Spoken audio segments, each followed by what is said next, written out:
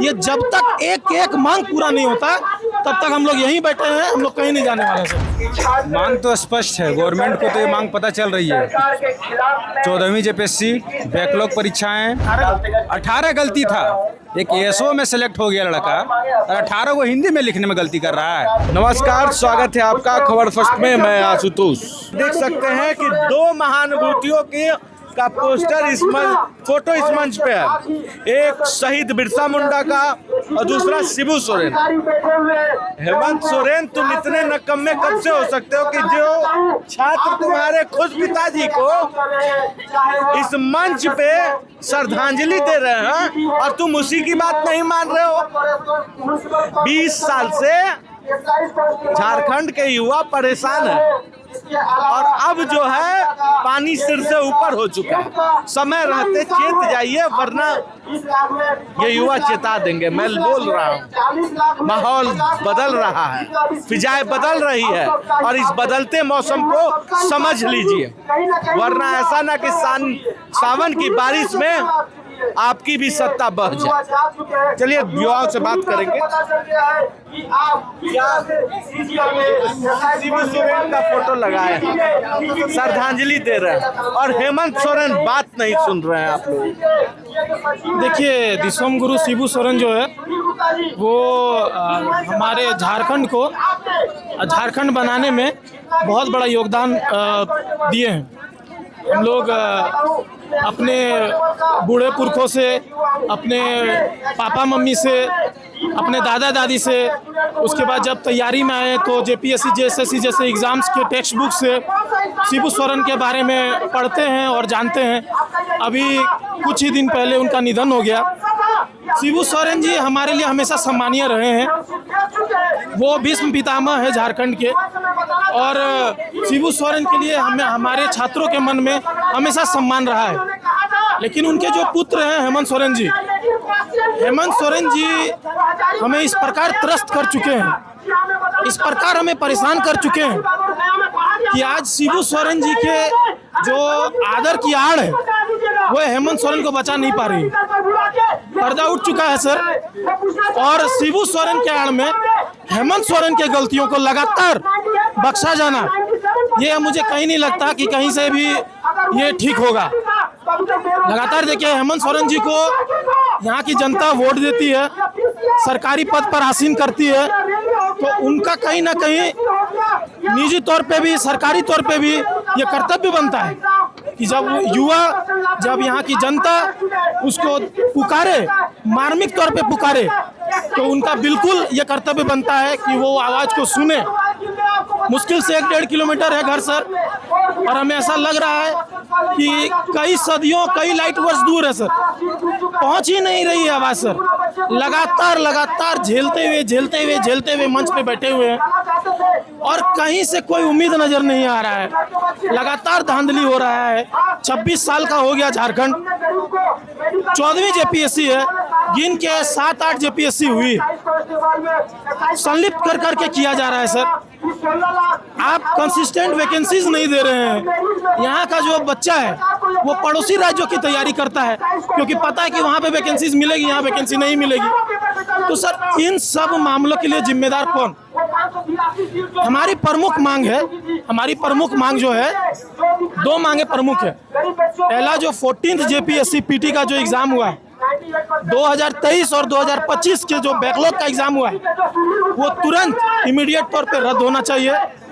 उसमें central investigation agency investigate करे और 11 to 13 जेपीएससी मेंस का जो कॉपी है उसको अपलोड किया जाए उनके ओटीआर में। पहला मांग।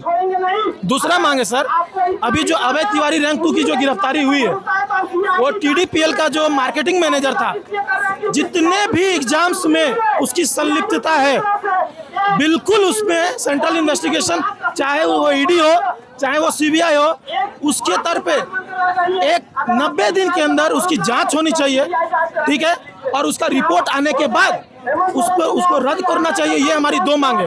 उसके बाद हमारे 10 रिफॉर्म्स है सर, 10 रिफॉर्म्स का सुझाव है सरकार के लिए जो मीडिया बंधुओं को दी जाएंगे। ये 2 मुख्य मांग और 10 रिफॉर्म्स के साथ ये जब तक एक एक मांग पूरा नहीं होता तब तक हम लोग यहीं बैठे हैं, हम लोग कहीं नहीं जाने वाले सर। एक एक मांग पूरा होना चाहिए। 10 रिफॉर्म्स में वो कौन कौन से रिफॉर्म्स है जो छात्र चाहते हैं कि सरकार सुने और उसको बदले? सर 10 रिफॉर्म्स में जैसे मैं आपको एक दो बता देता हूँ। 10 रिफॉर्म्स में एक है कि जो 5th ऑप्शन होता है, मतलब 4 ऑप्शन होते हैं, तो 4 ऑप्शन के बाद 5th ऑप्शन लागू करना है कि अगर कोई क्वेश्चन कोई बच्चा अनअटेम्प्टेड रखना चाहता है तो वो 5th ऑप्शन को घेरा करेगा। ये बीपीएससी में इस बार लागू हो रहा है सर। इससे फायदा ये होगा कि जो OMR इस बार हम लोग देखें कि 48 भर के, तो सेकंड पेपर में 48 क्वेश्चन भर के OMR जमा किया गया और उसका रिजल्ट आया। सर वो अगर 5th ऑप्शन फिल नहीं करेगा तो उसका नेगेटिव मार्किंग कटेगा। ये एक। दूसरा है, मतलब मैं एग्जांपल दे रहा हूँ, एक ये हो गया। दूसरा है कि जैसे सर हम लोग 19 अभ्यर्थी खो चुके हैं दौड़ में। सर 19 अभ्यर्थी खो चुके हैं। 6 मिनट में 1600 मीटर का दौड़ है, 19 अभ्यर्थी खो चुके हैं हम लोग।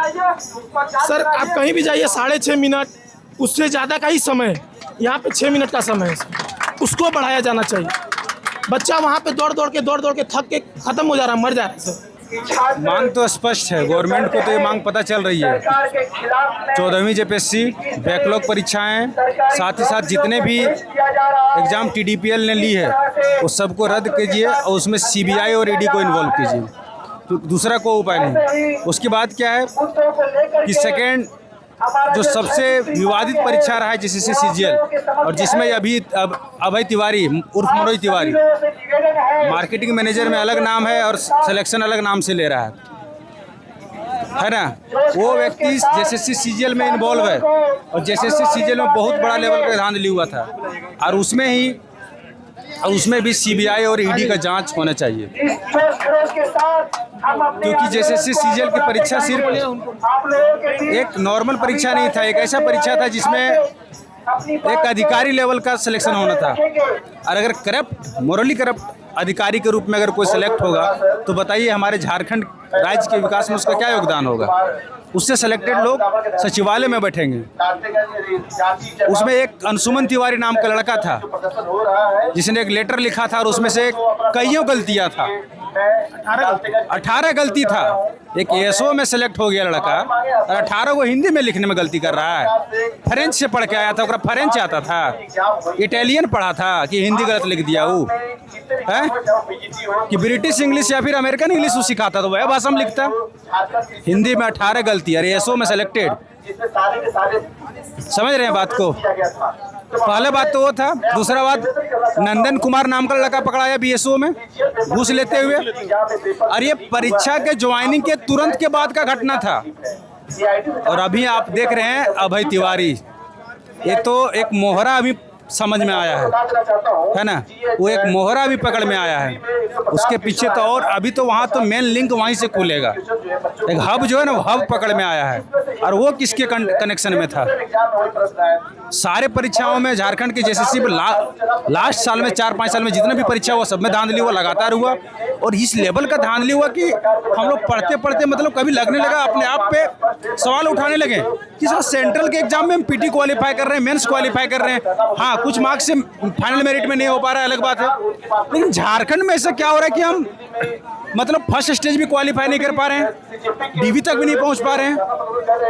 तो फिर लगा कि नहीं, सेंट्रल में अगर हम क्वालिफाई कर रहे हैं तो झारखंड में मतलब कुछ तो कीजिए। और सिर्फ मैं का बात नहीं कर रहा हूँ, इस तरह से बहुत सारे लड़के हैं आज यहाँ पे, बहुत सारे ऐसे लड़के जो सेंट्रल एग्जाम क्वालिफाई किए हुए हैं। ऐसे नहीं कि फर्जी लोग यहाँ पे बैठे हुए हैं, समझ रहे हैं बात को।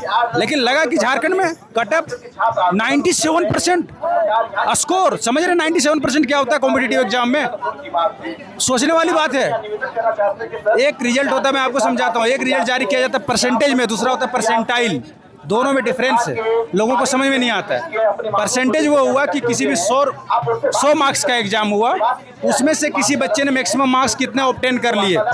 100 में किसी ने 50 नंबर ले आया, किसी ने 80 नंबर ले आया, किसी ने 90 नंबर ले आया, तो इस पर परसेंटेज निकाला जाएगा। किसी ने लाया 80 नंबर, तो 80/100 × 100 80% हो गया उसका। परसेंटाइल क्या होता है बताऊं?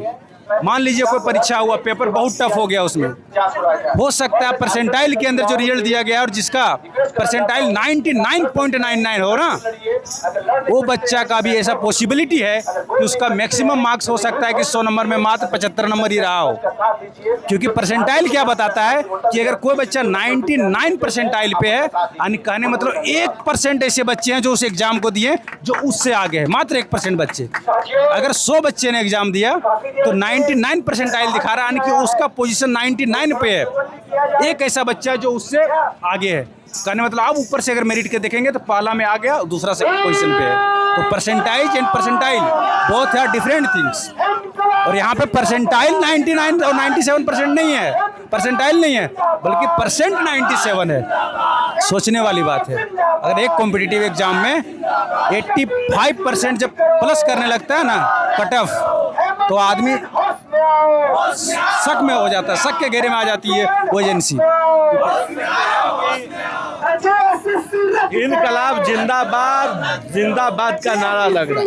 और यहाँ पे छात्र देखिए, आप देख सकते हैं, मैं कहूँगा कि दिखाइए, इनकलाब जिंदाबाद का नारा लगा रहे हैं बच्चे।